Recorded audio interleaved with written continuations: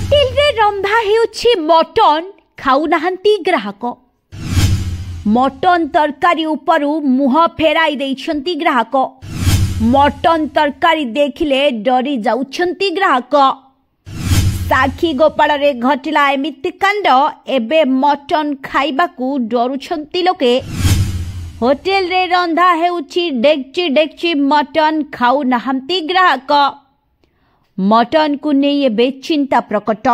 हाँ दर्शक बंधु, साखी गोपाल एक होटेल रे मटन रे गोमांस मिसी रंधा होइतिबा एही अभियोग परे एबे सारा ओडिसा रे मटन व्यवसाय ठप हेबाकू बसलानी।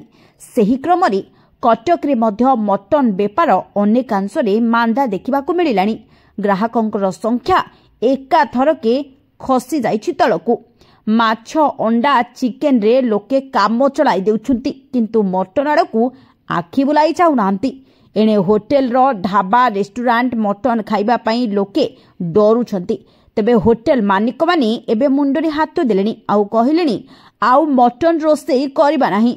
मटन रांधिले भी सेमती थुआ हेउछि।